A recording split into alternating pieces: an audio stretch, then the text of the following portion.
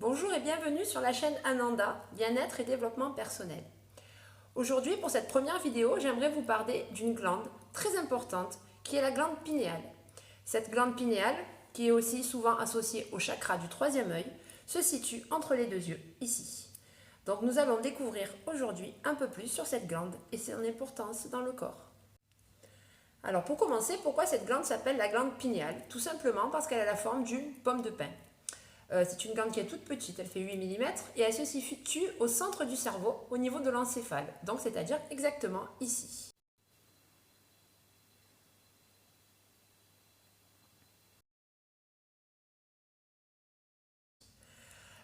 Pourquoi on l'appelle aussi troisième œil? C'est en fait parce que chez les animaux, cette glande est tellement à fleur de peau qu'elle capte la lumière du soleil. Et c'est pour ça qu'on dit qu'elle est le troisième œil, car elle capte la lumière aussi bien que les deux yeux de l'animal. Chez l'être humain, c'est un petit peu moins vrai car elle est plus profonde, mais on garde quand même cette image de troisième œil. Alors, on va parler maintenant du rôle primordial de cette glande, qui est la régulation des cycles circadiens. Alors, la régulation des cycles circadiens, ce sont les cycles de veille et de sommeil. Donc, en fait, comment ça va fonctionner? Vos yeux vont envoyer une information à votre cerveau disant qu'il y a beaucoup ou peu de lumière. Grâce à cette information, votre cerveau va envoyer ou non un message à la glande pinéale pour qu'elle produise la mélatonine. Cette information est transmise par la sérotonine, qui est un neurotransmetteur qui est dans votre cerveau. C'est lui qui va déclencher ou non la libération de mélatonine en fonction de la lumière. Et c'est ainsi que vont fonctionner vos cycles du sommeil. Donc le problème de cette glande pinéale, c'est une glande très fragile. Elle va très facilement se boucher. On dit qu'elle se calcifie. Elle se calcifie et elle ne peut plus produire la mélatonine en quantité suffisante. C'est comme si vous bouchez un trou, la mélatonine ne peut plus sortir et donc ne peut plus aller dans le sang pour jouer son rôle. Le problème, c'est que cette calcification se fait souvent par l'alimentation, souvent par l'eau, parce que la glande pinéale se bouche à cause du fluor, du calcium, du mercure, du chlore. Donc ça, ce sont tous les produits qui sont souvent contenus dans l'eau du robinet. Elle peut être aussi bouchée à cause des pesticides qu'on trouve dans l'alimentation. Et aussi le sucre, le tabac, l'alcool, tous les édulcorants. Donc ce sont tous ces produits-là qu'il faut limiter au maximum pour éviter de boucher la glande pinéale. Et pour essayer de la décalcifier, on va devoir changer donc notre alimentation et notre manière de consommer de l'eau. Et il va y avoir aussi des manières de la décalcifier par une détente et une relaxation. Au niveau alimentaire, pour décalcifier la glande pinéale, on va pouvoir consommer du chocolat noir, du vinaigre de cidre, de l'ail, du citron, de l'iode. Sinon, on va pouvoir utiliser de l'huile d'argan en consommation ou en massage au niveau du troisième œil ou de l'huile de raie. Donc tous ces produits vont aider à décalcifier la glande pinéale. Il faut aussi faire très attention à l'eau qu'on boit, éventuellement acheter de l'eau en bouteille qui contient le minimum de métaux lourds dont je vous ai parlé tout à l'heure, fluor, mercure, calcium, chlore, etc. Prendre l'eau la plus simple possible.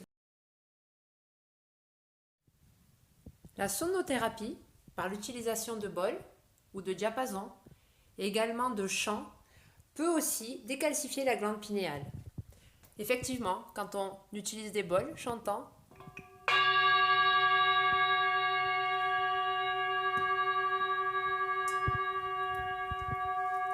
en métaux ou bien des bols chantants en cristal,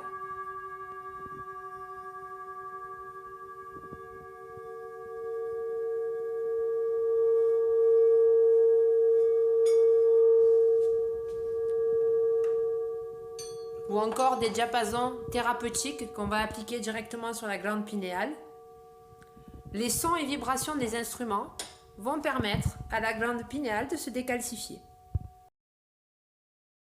La méditation va être aussi un excellent moyen de décalcifier la glande pinéale et de favoriser la libération de mélatonine, à condition de la pratiquer régulièrement. C'est pourquoi nous allons d'ailleurs faire une méditation guidée à ce sujet à la fin de la vidéo. Mais avant ça, je dois vous parler des chakras, car qui dit méditation dit chakra. Je vais vous parler du chakra qui se superpose exactement à la glande pinéale, qui est le 6e chakra, le chakra frontal ou chakra du troisième œil. Alors, les chakras, pour rappel, sont des centres énergétiques qui se situent tout le long de la colonne vertébrale, du périnée jusqu'au sommet du crâne. Ce sont des points qui captent l'énergie extérieure pour la transformer en énergie utilisable par le corps. Donc celui dont nous parlons aujourd'hui est Ajna, le chakra du troisième œil. Sa note de musique est le La, le son est le son Om, lapis lazuli ou la sodalite, qui sont des pierres qui vont agir sur lui. Donc il va être responsable de l'intuition, il va être aussi responsable au niveau physique, de maux de tête, de cauchemars, de fatigue, tout ça s'il n'est pas harmonisé. Donc nous allons aujourd'hui à la fois harmoniser le chakra Ajna et en même temps décalcifier la glande pinéale par une méditation. Nous allons maintenant commencer la méditation.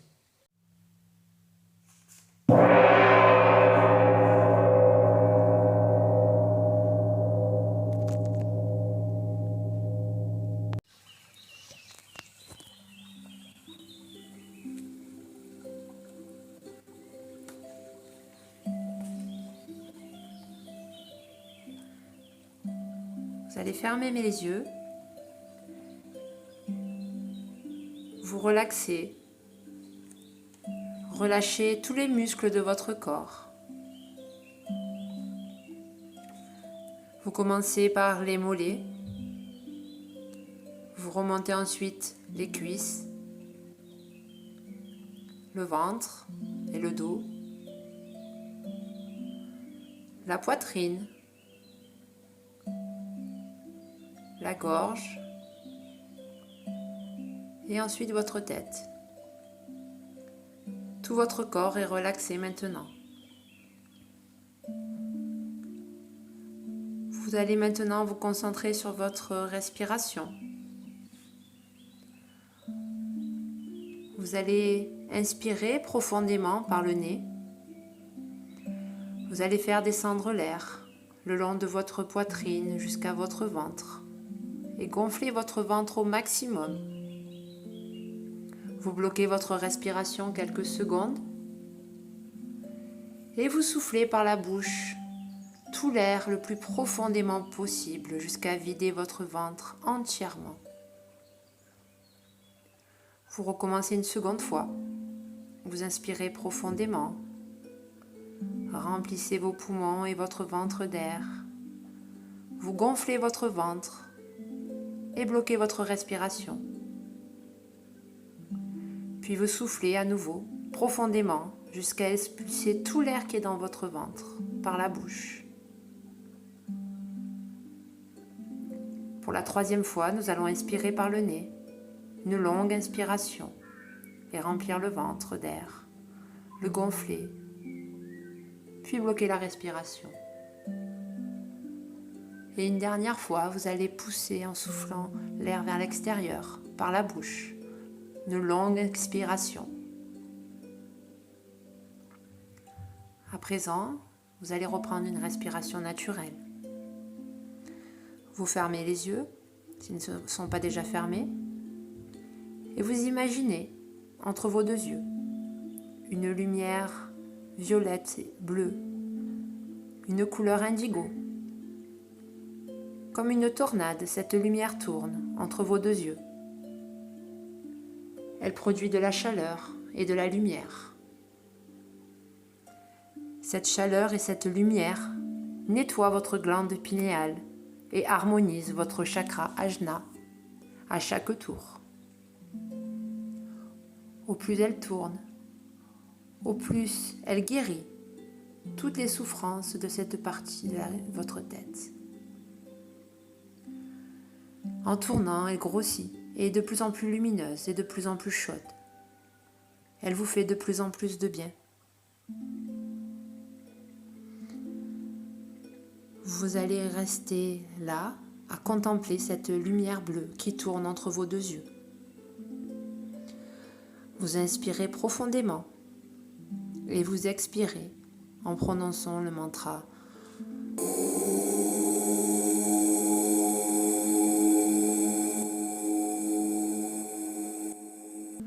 Encore une fois, vous inspirez en visualisant toujours la tornade et vous expirez avec le son.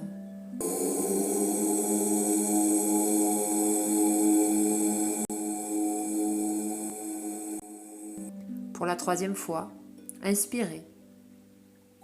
Visualisez la boule bleu-violette qui tourne entre vos deux yeux. Et expirez le son OM.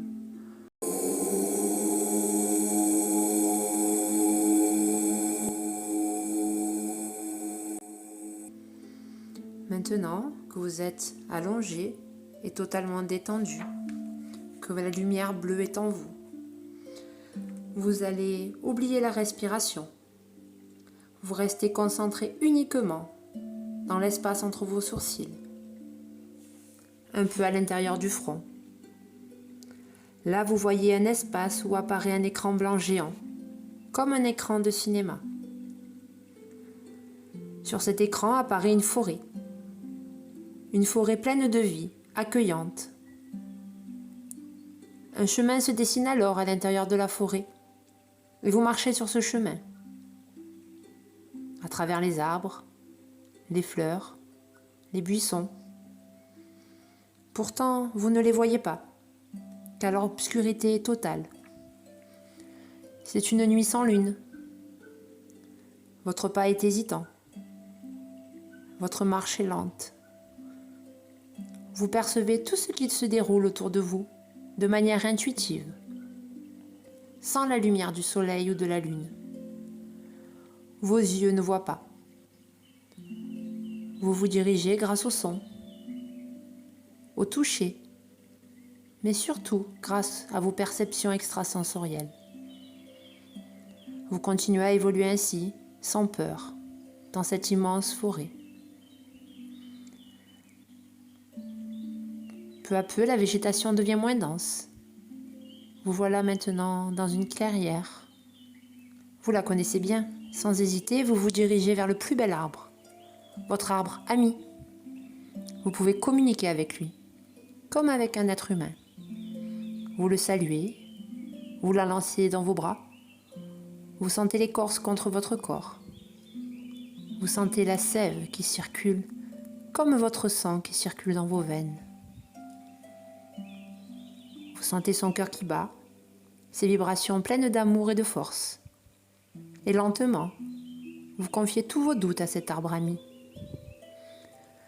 Vos doutes dans votre vie affective, professionnelle, artistique, spirituelle, tout ce qui vous fait douter de vous-même, de vos intuitions, de votre créativité. Vous confiez tout à cet arbre.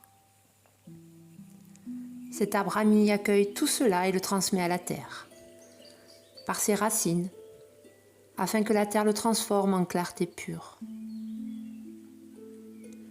Votre fusion avec l'arbre s'intensifie. Vous ne sentez plus l'écorce, plus rien sur votre peau. Vous êtes l'arbre, vous êtes la forêt.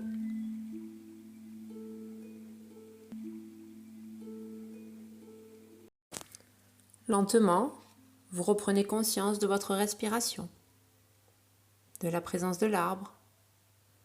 Vous desserrez les mains du tronc, vous le saluez et vous reprenez votre marche aveugle. Votre pas est plus assuré, il s'accélère même. Vous vous dirigez avec assurance vers une cabane de berger. Elle est ronde en pierre.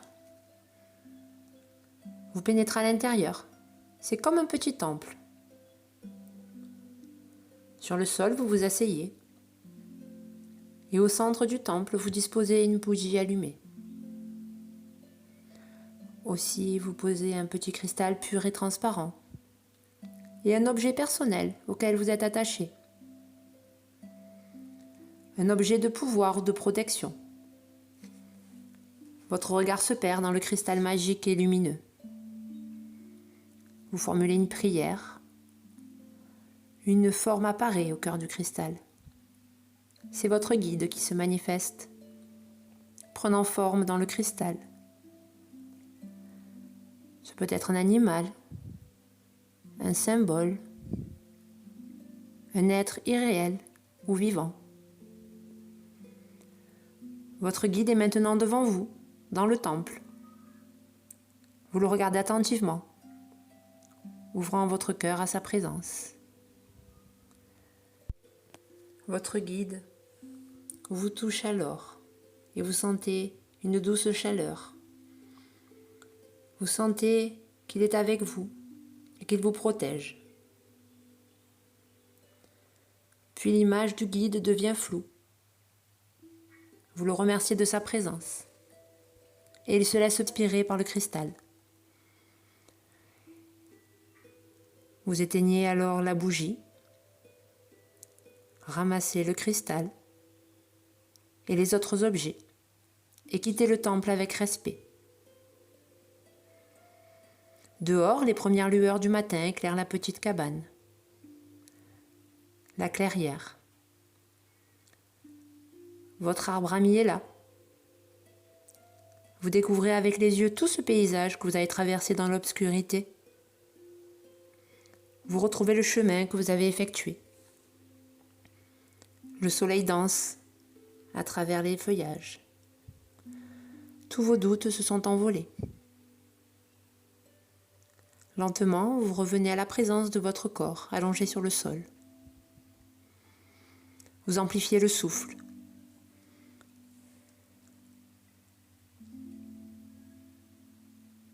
Puis vous percevez une petite étoile lumineuse dans cet espace d'Ajna Chakra. Elle peut être fixe ou clignotante. Si vous ne la voyez pas, imaginez-la. Continuez à observer cette étoile ou à la guetter, puis relâchez complètement. Visualisez encore quelques instants la petite lumière au niveau d'Ajna Chakra. Puis revenez ici et maintenant. Commencez lentement à bouger les extrémités, puis tout votre corps. Et quand vous vous sentirez prêt, vous pourrez revenir à la réalité.